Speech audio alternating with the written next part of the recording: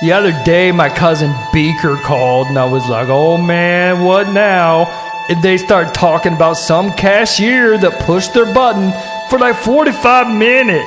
So that was my day. Anyway, let's do some tracking.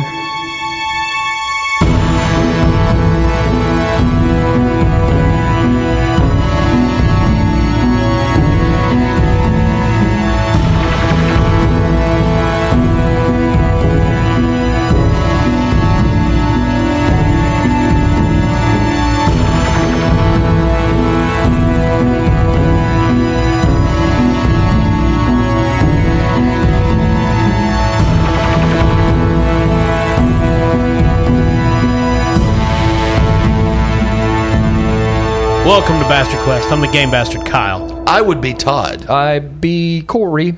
I'm Austin. Today we are playing Star Trek Adventures, again, a 2D20 system from Modiphius. It's a lot of fun. If you're just joining us, we've played Star Trek now for 3 or 4 episodes. You might want to go back a tick or two. But this is the start of a new arc, so if you are just stubborn, stay right where you are. Austin, who are you playing this week? I am Dash Kratos, the security officer on board the USS Fieri. And you're a Tellarite, right? Yeah, we recently found out what those look like. I think It's really cool. They were just on Strange New Worlds, I believe. Oh, okay. And that is where the new shot. They're hideous. If I can be relied on for anything, They're hogmen. it's for making the wrong choice. Hogman? You put a They're hogman pig-like. I mean, in it a looks- blender and then kick the shit out of him. Honestly, it looks like an Ugnaught fucked a dwarf. Well, An ugly dwarf. Yeah. But okay, yeah, that's who Austin is. So anyway, that's what I'm sticking with. Well, fortunately, Dash Kratos he defies all the stereotypes and looks cool. Yeah, he still looks just as ugly, but he's got a mohawk. well, the Tellarites were one of the first founding members of the Federation. I believe read. so, yeah. Yeah, that's what I read on the Star Trek Wikipedia. They were kind of the Pete Best and the Beatles. Like, I prefer to think of them as the Stu Sutcliffe. in the Beatles. yeah, they died. Wow. All right, Corey, who are you playing? I am playing Captain Cham. He's a powerful man, heart Human. of gold, Yeah. feet of concrete. He does not swim. Can't even float. He's got heart problems too. Todd? Jerry. Vulcan. And of course, all these characters are the command crew of a Federation starship. It's a Galaxy class, the USS Fieri. Yeah, and it's not funny, so don't laugh at that. Not. We love the man. Yeah, we do love Guy Fieri. We're big fans. You should see our haircuts right now. Well, they're not real. We're all wearing those visors with the hair. Yeah. And that was not cheap to get, but we were able to do it thanks to our Patreon Thank you, members. patrons. Oh my God, what if that's our next merch? It's the Guy Fieri visor with Vulcan ears. Yes. Oh, that's brilliant. This is So- USS frosted Fieri on the tips. thing, Yeah. Oh, So if you're just listening to Bastard Quest for the first time, one thing we do is we do have Patreon members, patrons, and there'll be a lot of the NPCs in the adventure. Yes. Like a lot. Some of them have more interesting ends than others. Yeah. And if you're like, that sounds cool, I want to do that, go to patreon.com/bastardquest. Yes, thank you. But special thank you up front to all our Patreon members. Yeah. When last we left our intrepid crew, they had just dealt with a Romulan threat to the Federation outpost in the Shackleton Expanse, known as Narendra Station. Now, after a few weeks of repairs and refitting to the Fieri, they're once again ready to set out on their more extended mission for exploring the Shackleton Expanse, which, if you're not super into Star Trek lore, is a relatively unexplored region of space, kind of on the boundary of the Klingon Empire, the Star Federation of Planets, and the Romulan Star Empire, I think, is what actual Romulan polity is called. Romuland. Romuland? Yeah. Yeah. Named after Ted Shackleton from the 80s primetime soap Knots Landing. That's correct. Well, I assumed it was the Explorer. How stupid of me. right. There's a lot of tie-ins in sci-fi and nighttime soap operas. Yeah, The Millennium No. Falcon was named after Falcon Crest. Oh, yeah. Yeah. That's a whole fleet yeah. of Klingon ships named after characters from Scarecrow and Mrs. King. Yeah. So the Fieri is ready to go.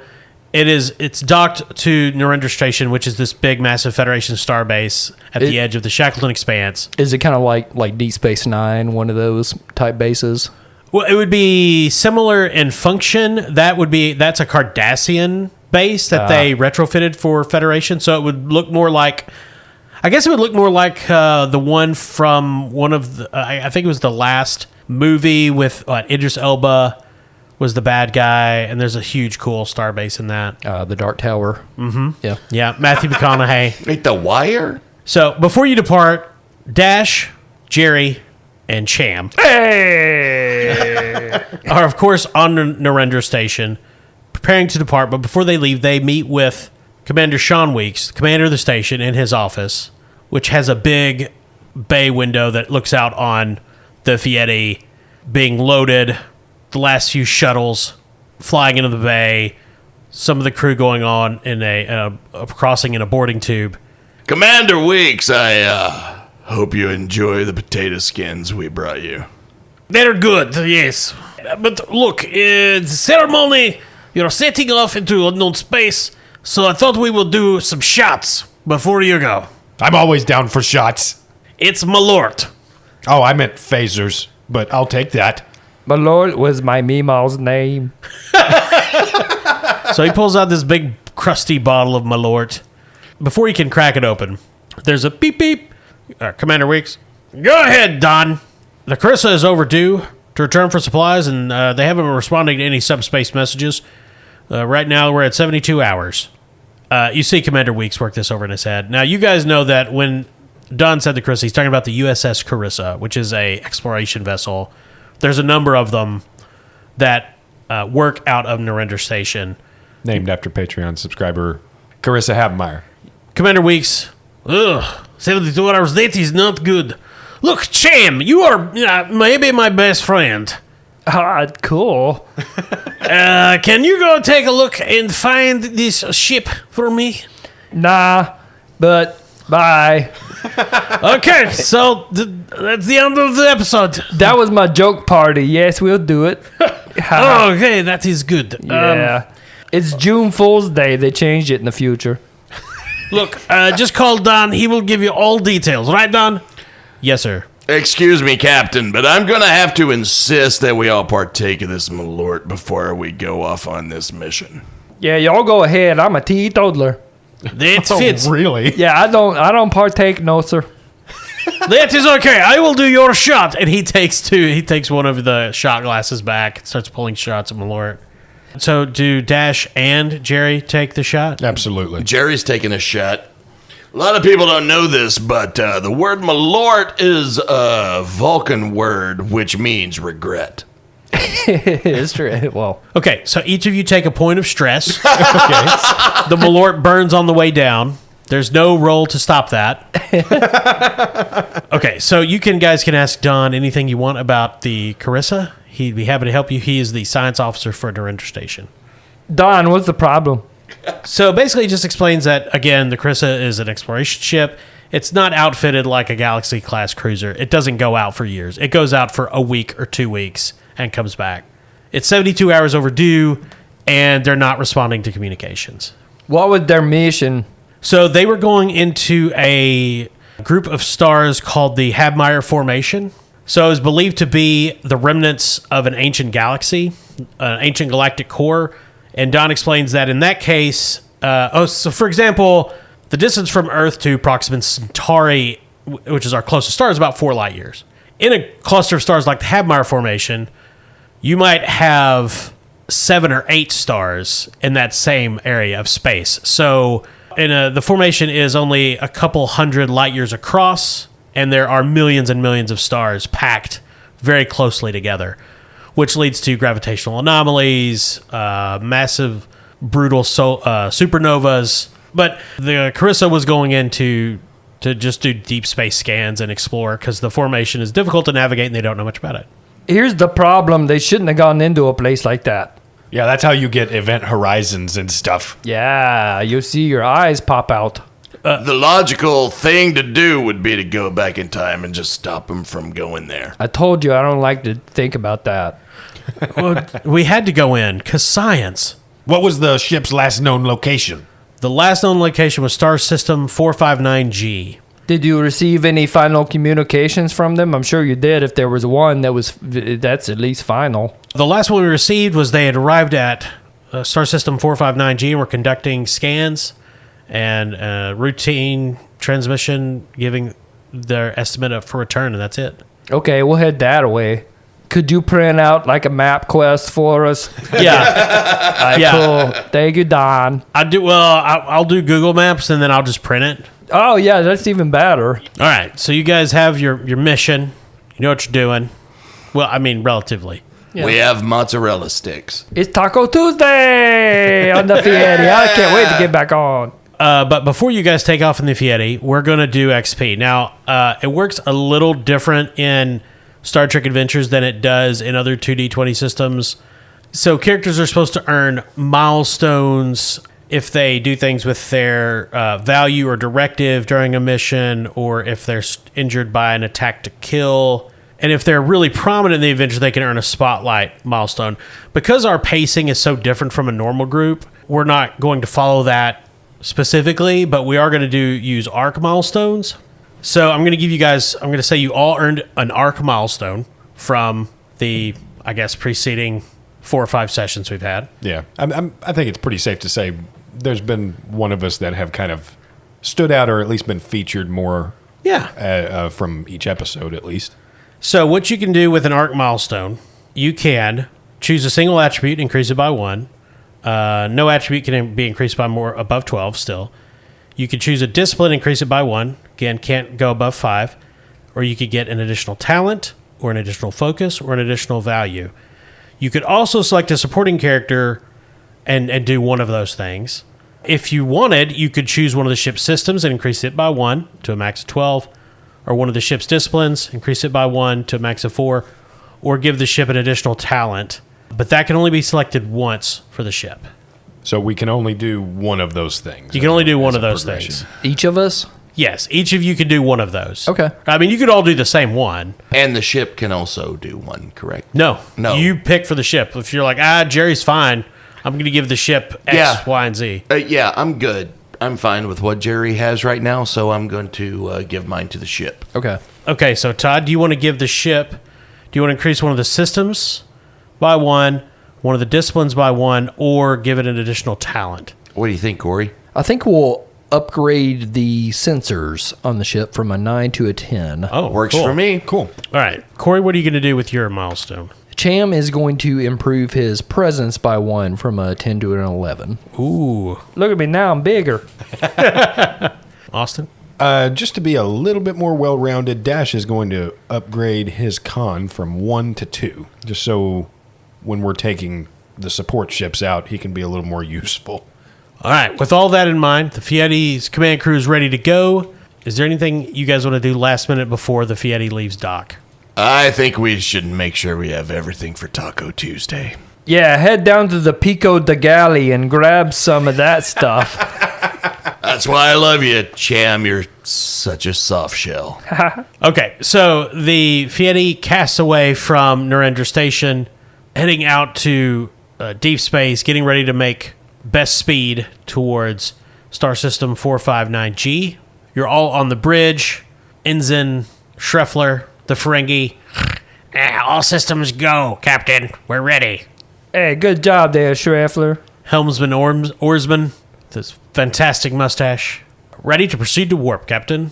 Yeah, do it, you handsome devil. I'm not going to make you guys roll. You're just jumping to warp. Now that we're in warp, I just want to ask, who put cilantro on my tacos? The quesadilla tacos today, dude. You know that. It's what goes on. That we've had this conversation before. It's like street tacos. You know Vulcans can't eat cilantro. It tastes like soap. You can pick it off, man. The Fieri accelerates to warp, flies some period of time through space, and you all reconvene on the bridge when it comes out in Star System 459G, which is a star system with a pulsar. Sensors on the ship go into motion. readings start coming back, Schreffler says, "Yeah, this pulsars has some weird behavior, Captain. It's apparently it's flickering. It's wreaking havoc on our sensors." Is there some kind of magnetic field? Probably. Yeah, but I'm not picking up any ships. But well, there is a buoy, What the buoy? a deep space beacon. Oh, okay. It's a message from the Carissa, from Captain Stewart. Anomalous antimatter readings detected. Running down signal to system 451G. Okay, we go there now. This is easy so far. Well, wait a minute now. Now, as long as we just listen to where people tell us to go, we'll do that. Yeah, but if they discovered antimatter somewhere, that could be damaging to the ship. We just don't touch it. I hope they discovered Altoids because I need to get this fucking Irish Spring taste out of my mouth. Goddamn cilantro. Oh, come on, man. Helmsman Oarsman says, "Sir, we may have some problems. This pulsar is causing all sorts of navigational issues." Okay, let's back up a ways, and then we'll go around it. Okay. Thanks, Helmsman Oarsman. You're still going to have to roll dice, though, Captain. We won. Okay. Hooray! So, who is navigating? You can leave it to the crew. Since we don't have stats for Helmsman Oarsman yet, I guess we'll just roll the generic target number 13 for the random crewman kind of thing. Yeah, that works for me. Okay, cool. So it's difficulty 3. Difficulty 3, okay. Heck yeah, you're in the Habmeyer formation. Well, first of all, I'm going to use a Spirit of Discovery to spend a determination to add 3 points to the group momentum pool because we have 0. Man, that's a handy fucking one. It's pretty cool. And I can use direct to assist as a captain, right? Yeah, Helmsman Ormsman needs direction. So that's an assist, so that's 1d20. And I think it's your command and presence. Okay. Target number 16 now because I raised my presence. And I'll say I've got a focus and composure here. That's a 6. All right, so that's 1 success. I'm going to use one of those momentum I just shat. You want some more dice? I can take more threat over here. Kyle, I don't want anything from you. You want a crisp $20 bill?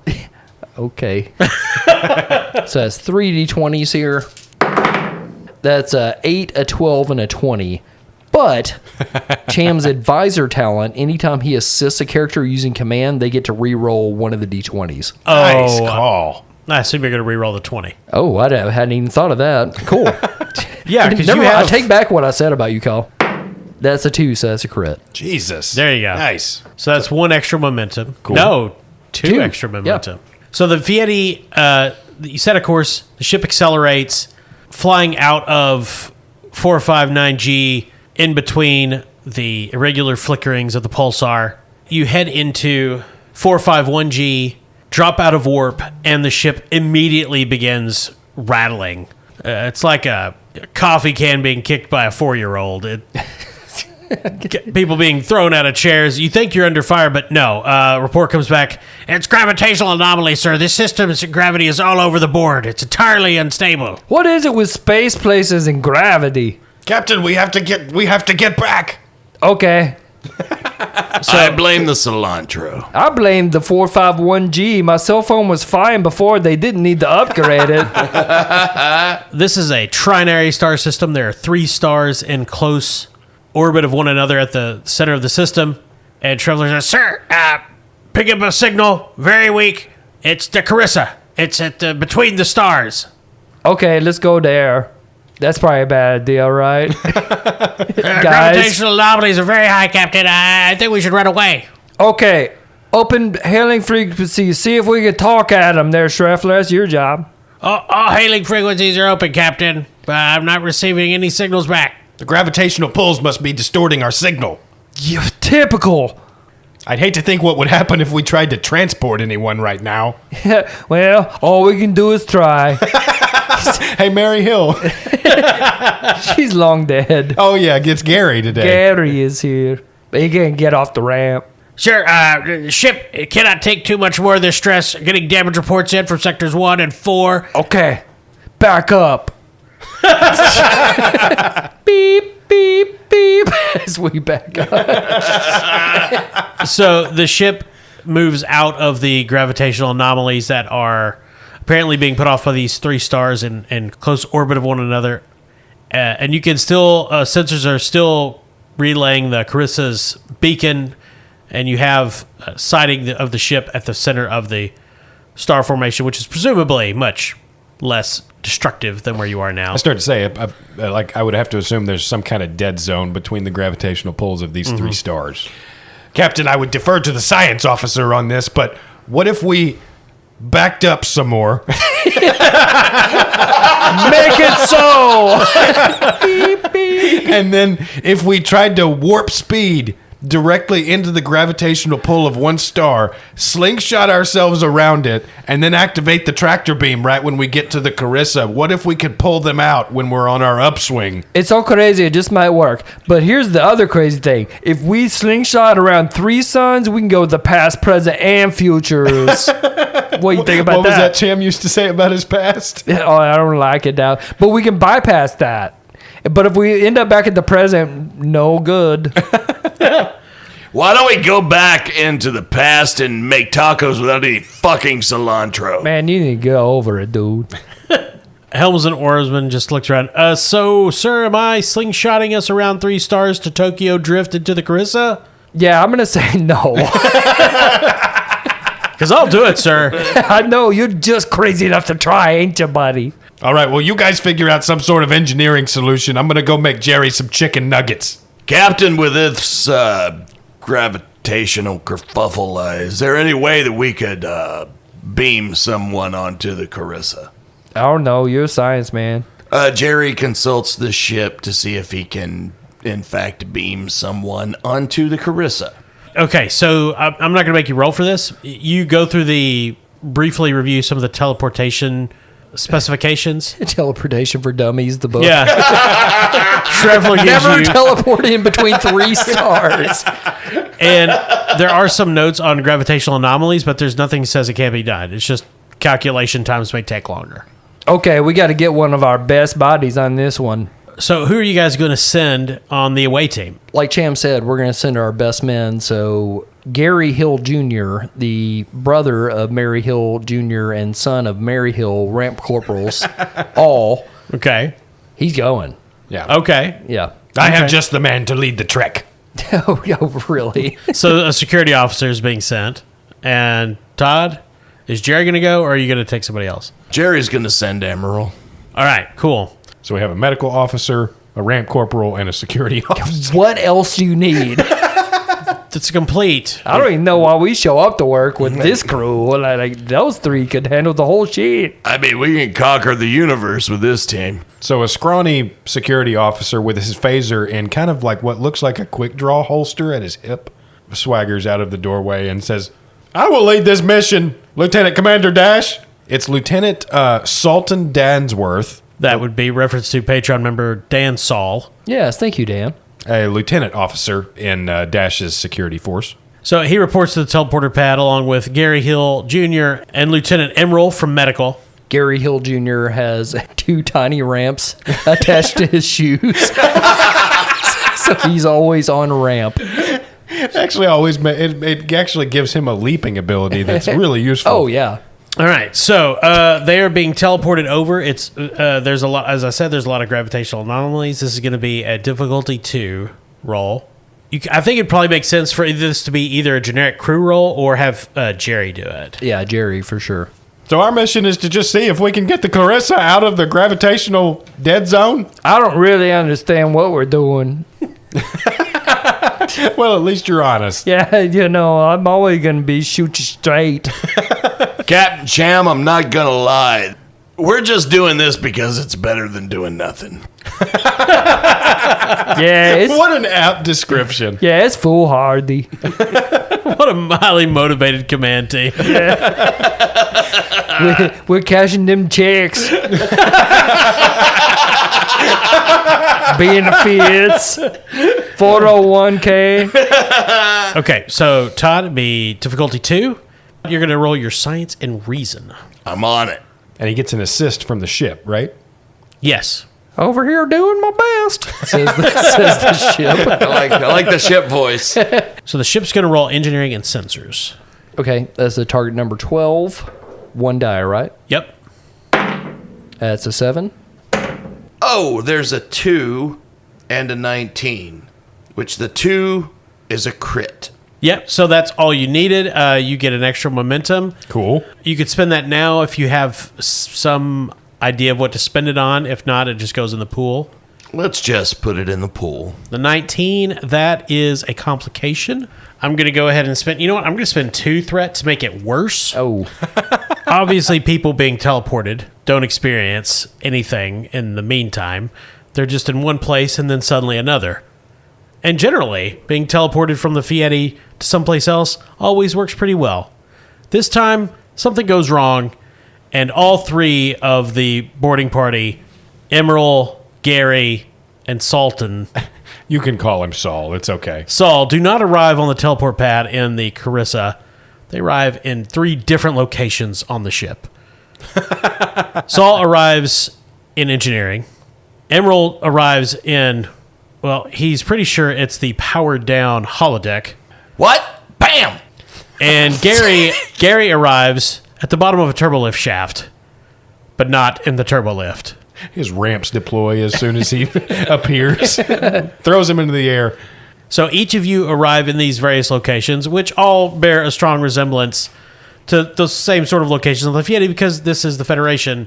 It's a standardized template, and we didn't, pay for custom sets this season. But all of them are powered down. All the lights are out. The only lights are like the track lights along the floors.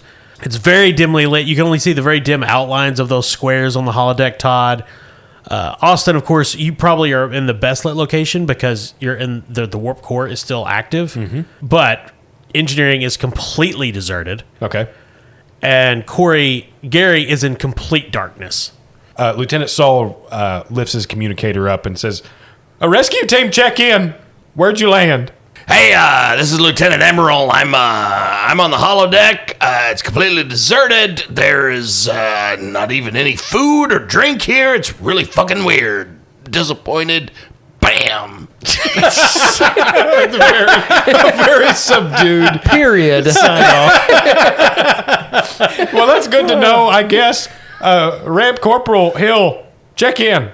400 years ago, the first Hill became a ramp corporal for the Oh, son of a bitch. the Cobra organization. All right, well, we know the Ramp Corporal's alive. And for his sins, he has cursed our family. My mother is gone. I just lost my sister, my baby sister, Mary Hill Jr. And now I'm at the bottom of an elevator shaft on a shitty starship, and I worked hard to get here. So, yeah, I'm just waiting for my comeuppance.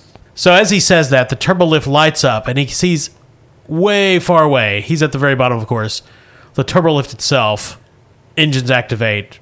Gary kneels like Andy Dufresne at the end of Shawshank Redemption, drops to his knees and outstretches his hands, awaiting the cold kiss of death.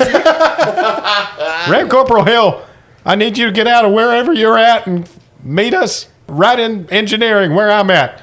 Same goes for you, Emerald. Okay, I'm going to turn my phone light on and try to get out of here.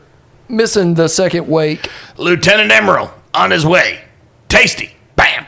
Assuming that they don't already have a schematic for the type of ship that we're on, Saul, being a security officer, would have a schematic of just this basic type of ship. Sure. So he can give direction to the 2 officers that are trying to make their way to the engineering section. Okay. Or at least try to. Yeah. Okay, so Emerald heads out of the holodeck into a standard ship's corridor. The first thing he notices is the overwhelming smell of lingering smoke, like an overcooked turkey or scorched flesh. And there's phaser burns along the walls. Oh, we're used to turkey smells. Yeah, of course. There's stains on the floor, but no bodies or anything of that nature. Are we on the event horizon? The core flickers briefly. Yeah. And it calls to us. Saul, come in. Come in, Saul. Yeah, what is that, Emerald? Smells like burning flesh in this corridor. There's stains everywhere. Yeah, well, I operate on the assumption they just discovered a portal to hell or something. So you guys just get to the engineering level and we'll figure out what's what. Okay, finding the nearest ramp. Gonna meet you up there. All right, good work, Ramp Corporal Hill. Yeah, I know, but it doesn't matter. Is this family just turning more and more nihilistic? Yeah. All right, so is there anything to be gained just by venturing forth without them, or is it safe to kind of wait until we all regroup, Kyle? Well, I mean, that is definitely the sort of ambiguous question I would never answer. So, Gary Hill is a competent spacer. He gets the doors open, gets out onto the lowest level of the ship. As he's doing that, he's flying. He's got a light on his tricorder, probably. He shines it around. Tricorders are the phones of the future. Yeah, basically. They're kind of catch-all. Like, he gets out, and there's weird flickering lights on this level. No, he doesn't see any sort of the battle damage that Emerald did. He gets out, climbs in. The doors to the turbolift close. He gives them one last look, and written on the outside of the door is, "Oh God, things have learned to walk that ought to crawl." Jesus, we're just quoting fucking Lovecraft right now. yeah, this is The Stand. Jesus. Somewhere in the distant echoing corridors of the ship, he thinks he hears, for a moment, singing. All right, well, everybody. Well, while I'm waiting on you to get here, I'm going to investigate the bridge of the ship. I'll be back to the engineering level by the time you can get here, though. Okay, I'm trying to take the spiral ramp, but I can't find it because that's typically the quickest way up for those of us who have to stay on a ramp. Yeah, it's better if we split up. That way they can't find us all at once. Who said that? Hey, excuse me, Saul, but what a lot of people don't know about me is I'm an expert on ancient human folk horror. And whenever you hear people singing in the distance, it's never good. Bam! Emerald out. Emerald just saw the town that dreaded sundown so many fucking times. So, just to clarify for the audience, that was someone else talking to you guys over the communicators. Yeah, and we definitely would have realized that. Yeah, I know you guys did here, but the listeners might not have caught it. Who was that? Identify yourself. But there's no response. Well, great. Sounded like a golem. My bad is the Wicker Man. All right, well, everybody just try to remain calm, okay? I'm going to go check out the bridge. You guys get to engineering as quick as you can. Okay, everybody roll their control and command. Okay. Difficulty 2. All right. Saul's is a target number 12, and I'm going to use a momentum. Gary's control and command is 11. Emerald's control and command is 12. Well, Emerald rolled an 8 and a 2. Saul rolled the same. Gary did not. Gary rolled a 13 and a 17. Oh, Nice. Gary gets the trait freaked out. There's stairs! All right, well, change of plans. Since I'm making my way to the bridge, you guys just need to meet me there. Everybody's going to the bridge then? I definitely think we need to regroup in some way. Sure. Emerald on his way to the bridge. Bam! That stands for bridge at moment.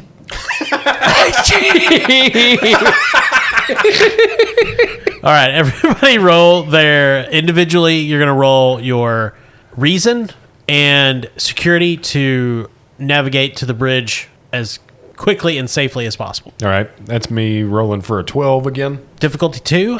Good Lord. I'm going to spend a threat. We're going to go ahead and double that complication range. Jesus. Emerald will be rolling for a target number 10, and I'm going to spend a momentum. Cool. Corey, you want to spend a momentum? Yeah, mine's 11. Yeah. Okay, I'm going to spend a momentum too. Jesus Christ, I rolled a 14, a 15, and a 16. I'm spending a determination point. You are not. Why not? Supporting characters do not have them. They don't have them at all? Nope. What a bunch of horse shit. I think it's fantastic. Well, Emerald, Welcome to my life. in the end, we are all hills. Yep. Not yet, but soon. Emerald rolled a 17, a 14, and an 8, so that is just one success. Well, Gary Hill rolled an 11, an 11, and a 5, so he got 3 successes. Nice. Oh, good job. What the More momentum fuck? back at least. Now, Todd rolled a complication. Austin, how many did you get a complication? I just failed. So, Corey, what route does Gary take to get to engineering? The ramp. The ramp, of Yes. course. There's just a ramp that runs up the length of the ship, Yes. Makes sense to me. Yeah. and only the hills know about It's it. a spiral ramp. It goes up. Oh my God, Kyle. And it's segmented. Yes, the hills know for every class of ship where the ramp is located. Exactly. It's true. The hills have eyes. So Emerald and Saul are turned around, lost. They're going to be delayed. When Gary gets to the bridge door is sealed from the inside. And he messes with the controls, as you would do. And you hear somebody runs out, "No!" Gary bangs on the door. Gary Hill, Ramp Corporal from the USS Fieri. We're here to rescue you. Phaser beam blasts out right above your head. Okay, never mind. Get away from me. What the hell? Yeah, somebody on the inside is just shooting a phaser through the door. I'm not here to hurt you. Come on. Okay, how are you going to talk them down? What discipline and attributes are you using here? Well, I guess that's presence and command makes sense here. Yep, difficulty 5. Jesus Christ. The guy on the other side of and the door. also his lowest stats. It's a target number 9. Basically, the guy on the other side of the door has completely lost his mind. Okay, I'm just going to roll Okay. for funsies. And maybe my focus of ramps will come in handy. I mean, Step backward fastly. He trips on a ramp. That's a 9 and a 12, so 1 success. well, he tries to shoot you again. He rolled a 20. The ramp did get him. Yeah, that's even how the ramp corporal fights, is just strategically dropping ramps on people. From Well, the time Hill to family time. has been installing ramps as well in every Federation starship for 200 years. There's a few blasts. Phaser beams come through the door. Then you hear a muffled explosion because you're outside it, and the door opens. And man, obviously in a Starfleet uniform, comes out on fire, screaming. I got you with the fire ramp. His upper torso's on fire. You can tell his uniform is red, and he just stumbles, trips, and falls right at The ramp. the ramp the corporal's ramp feet. feet of Right. He's not dead, but he will be if the fire's not put out. Okay, so we've established that the tricorder is the iPhone of the day, so I'm sure Yeah. it has a fire extinguisher on it. Because they've advanced. man. I need to upgrade. I would say that if you come up with some good scientific gobbledygook, Okay. you could modify some setting on the tricorder to act as a fire retardant. Ramp Corporal Gary Hill Star Trek's the shit out of his tricorder. And essentially uses the part, like it's got a LED Sure. display, the liquid core of that facilitates the screen of Sure. the tricorder. He empties that and then plugs something into another thing and diverts something. That's a Star Trek word. That's a good one. He diverts, yeah, to spray him with his phone screen. I'll allow it. Okay. So science and what? Insight or reason, I think. Okay. Also not good for the Hill fam. But hey, it's only difficulty 1. Okay. It's target number 9. Rolled a 1 and a 20. Jesus. So I assume you're gonna. Well, you could bank the momentum or spend it right now on something if you have an idea. I'm going to go ahead and say he's got the juiciest tricorder ever. Sure.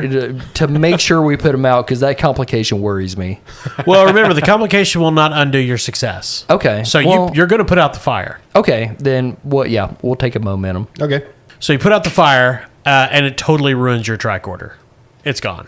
How am I supposed to spot a ramp now? So after examination of the rank pins and insignia, this is probably the captain. Now, meanwhile, Lieutenant Sultan Dansworth got turned around, is heading for the bridge, ends up outside medical. The doors to medical have been forced open, completely broken. The lights inside medical are flickering every now and then. There's some smoldering, no bodies. He's about to ignore it and move away when he sees something that looks like it's glowing vaguely golden on the far side. He steps around to get a closer look, and it is a humanoid on a table in medical. Definitely not human, but look like they're, sleeping, sedated, something. And they're glowing gold? It's just a trick of the light, but they're a gold color. Oh, okay. The fabled pony boy species. Is that an Outsiders reference? Yeah, there we go. For our YA listeners. S.E. Hinton is a big fan of the pod. Yes. And Coppola. Yes. What does Saul do? Well, what in the name of salty xenomorphs is going on here? And he walks a little closer to examine this body. It is some sort of alien.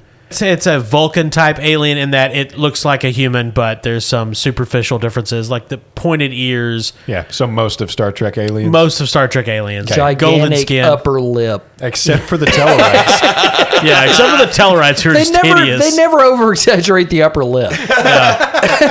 Missed opportunity. So many different kinds of foreheads, though.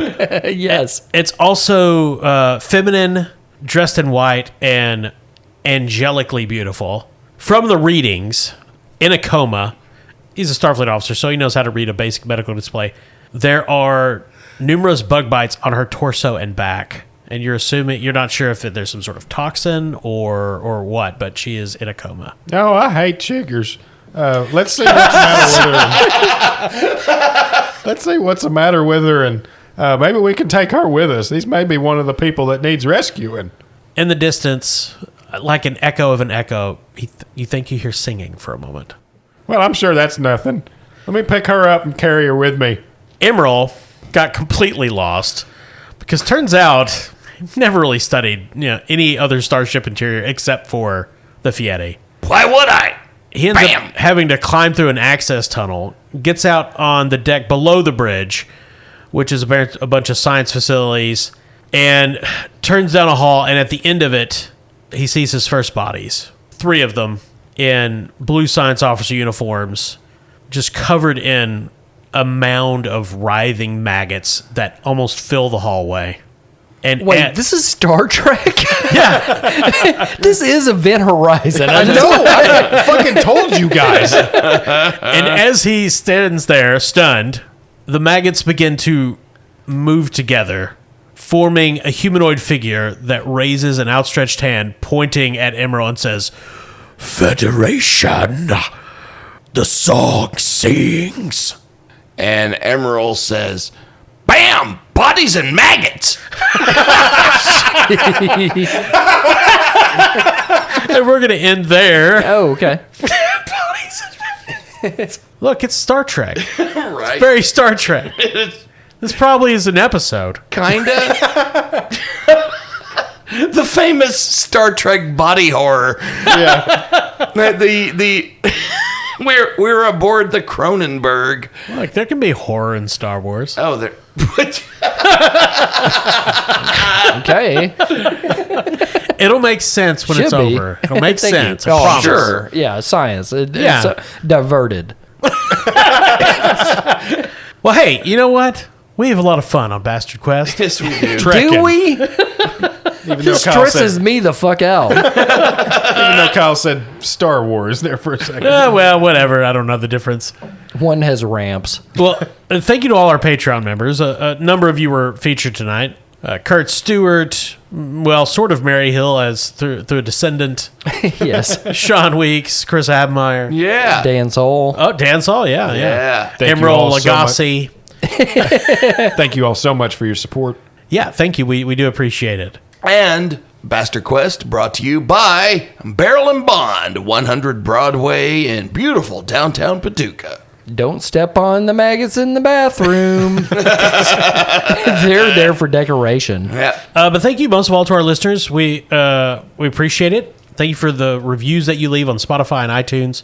Yes, thank you very much. It's always a pleasure to see hearings happening. Is that what they call them? Yeah, Hearings, that's a technical term. Yeah. Thank y'all for all the hearings. And as always, if there's a game you want us to play or think we should play, just shout at us on social media, Bastard Quest on Twitter and Instagram.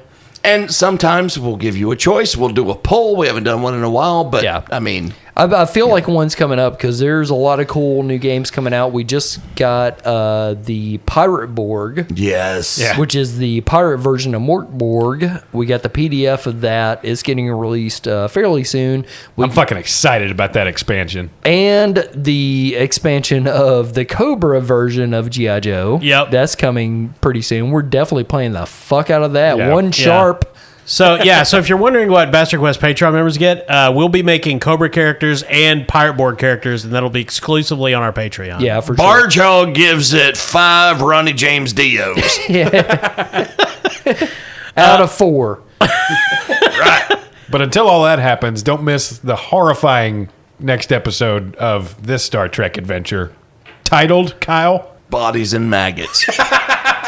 It's actually called The Song and the Slime. I like it. But yes, thank you all again for listening. Thanks, I'm Kyle. I'm Todd. Corey. I'm Austin.